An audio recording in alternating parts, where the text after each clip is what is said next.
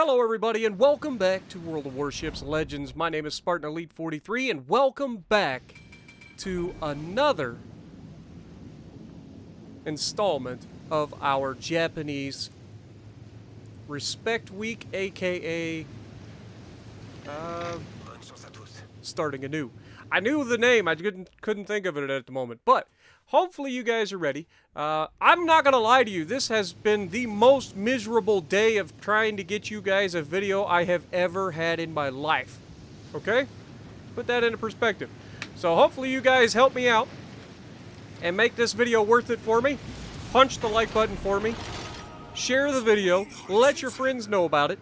And if you're not subscribed, what you waiting for? I'll wait. You done? Thank you much. Appreciate it. Punch that subscribe button for me, obviously.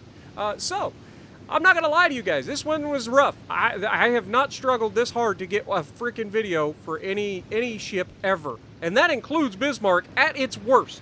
Okay, I have never had as much trouble getting a video as this one. So hopefully you guys are ready. Please, like I said, help me out. This one was a struggle, guys. I'm not gonna lie. So, first things first. We're in the Akizuki, and you'll notice that I am not running Twist and Track. The reason I am not running Twist and Track is because I have tried running Twist and Track, and it is absolutely horrendous. Because, yes, it does give you the targets, but I'm actually running the Cruiser Commander, I forget his name. But anyway, yeah, the Cruiser Commander that gives you extra fire chance. So I've got a 7% chance to set fires in this thing, which actually makes it set fires relatively consistently. Still not where I'd like it, but it's better than it was. Now, obviously, we're detected, and it's the Yudachi. Very few ships can detect me further than I have my concealment at 5, so they have to be one of the Japanese destroyers or the Lightning. And now we threw our brakes on, obviously, so we're going to go ahead and try to make sure we avoid that. And I'm not going to lie, he's going to get out of there, and he's going to avoid getting obliterated. And this one is very, very, very, oh God. Come on, turn, Akizuki, turn! God, I hate this ship. That was way too close. Thank God it was a freaking widespread. Now, the Le Terrible takes shots at us. Luckily, he lives up to his name, can't even hit us.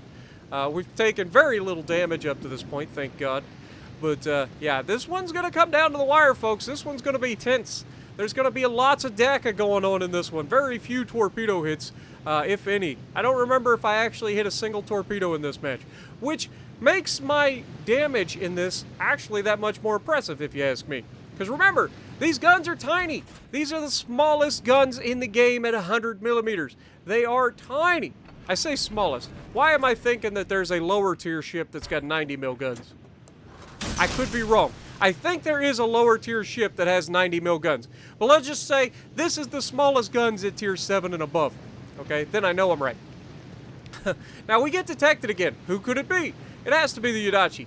Now unfortunately we'd already dropped our torps thinking he was going to sit in there. But he comes out and that's going to be his demise because I am going to wreck him. Now, I know that I can shoot him with AP and do really good damage, but so does the HE, and honestly, at this distance and him angling away, I didn't want to take the chance of not killing him, so I just stuck with the HE on that. You can, by the way, use AP in this thing against a broadside destroyer and absolutely smash it. I do know that that's a thing, but again, sometimes it's best to just you know, stick with what I know is going to do damage every time instead of worrying about ricochets and non-penetration.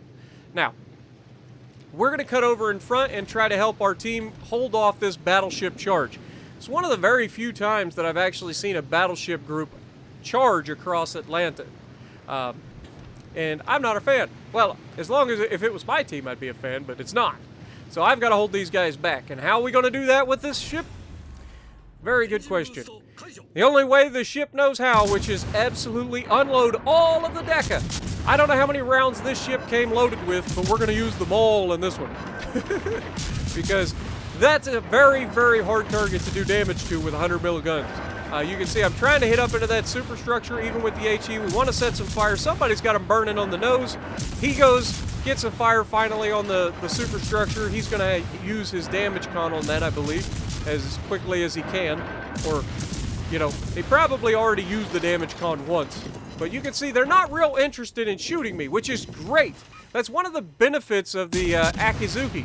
The only downside is I'm Spartan Elite, and everybody that sees me generally starts shooting at me. And that's one of the worst parts about me being me. And I know a lot of people are like, Spartan, you should change your gamer tag, then people wouldn't know. No, I'm not changing my gamer tag. I ain't a punk, all right? I put up with it. It's just a thing. It does make me more miserable, I'll be honest, but at the same time, I can deal with it. But yeah, you can see we had 6 hits that did damage and 21 shatters out of that salvo, or that burst that we put them on. But we've got them retreating. Now, our other destroyer is over there with a battleship, and they're back in the back corner. There's a hipper charging them.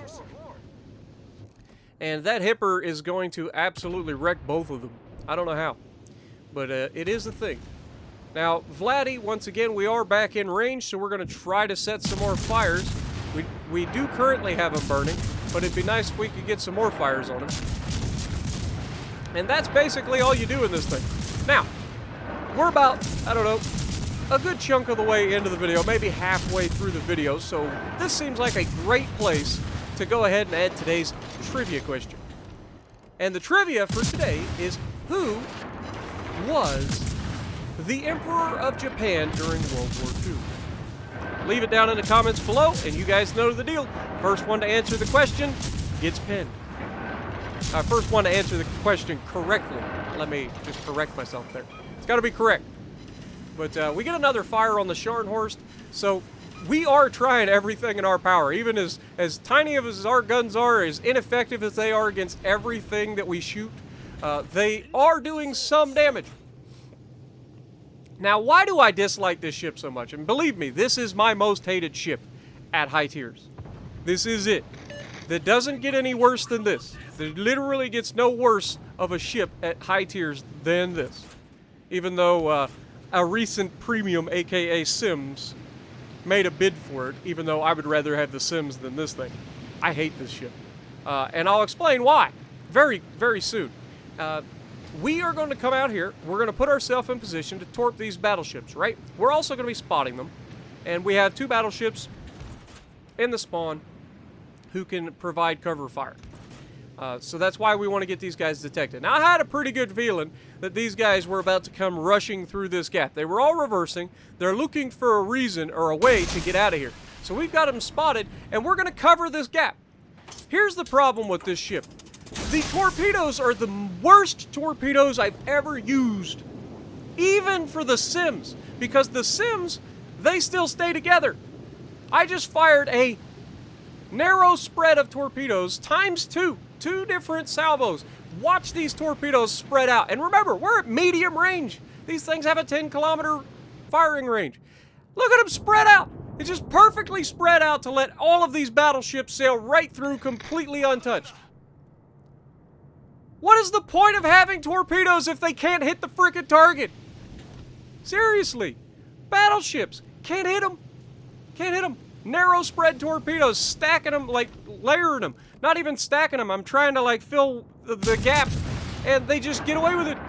Now here we go ahead, start unloading the guns, get an immediate fire. And I'm going to be honest, our fire RNG in this match was fantastic compared to what I'm used to getting out of this thing. But they do get me detected because I'm firing my guns, and they do manage to take a good hit off of me. And that, unfortunately, is not preferable. But then I noticed that their Fletcher has basically no health. So we're going to try to get rid of their Fletcher as quickly as we can here. We try to shoot ahead of him, and he's actually further away from the rock than I gave him credit for. However, he does turn in, and again, fire RNG is on our side. We get the fire immediately, and he goes down. Thank goodness. Now, obviously, I don't want to sit in my smoke. Those guys will proxy detect me because battleships at Tier 7 get that nice little guaranteed acquisition boost with their equipment. Our team is pushing around the right side. It is now a 1v1 battleship. It's actually 2v1 because they have the destroyer there as well. And so I'm going to try to, once again, push these enemy battleships back. They are doing everything in their power to close the distance and get into this base, and I am just not going to let them. And so we're at 54,000 damage. We go ahead and start shooting and get another fire like so quickly. That is the one good thing that I have noticed and why I don't run twist and track on this thing. Because I like the extra 2% fire chance. It seems like it makes a huge difference when you're trying to set fire. Now we already got one fire burning on the Vladdy. And so we're trying to get some shots. You can see he's already in reverse, so I'm having to change my fire. We're trying to get another. We do get another fire on the Vladdy. We switch over to the Iowa. We don't want to set a third fire. He damage cons in the Vladdy. So we do get an immediate fire on the Iowa. Once again, like I said, that extra 2% is a big difference in this ship. Remember, you only get a base like fire chance of 5. So getting fires, and now we've got the Iowa burning twice. He's not going to be able to put those out. And we're going to be able to just keep the fire going. And look at how many shells you get in the air. It's just, when you're on the receiving end, it feels like this thing's hitting you for a bajillion hit points, but it really isn't. It's like just nothing every time I hit him most of the time. 25 shatters, 26 shatters, 19 actual damaging hits. You can see where this is going. Now, Vladdy has lost all of his hit points. Iowa is burning to death, or at least burning at the moment. And so we're going to try to close the distance. They've backed out of our range, so we've got to get closer. I still have one reload booster, which is another big difference for this build, is I run the fully packed skill, which allows me to get my reload boosters back if I'm close to teammates.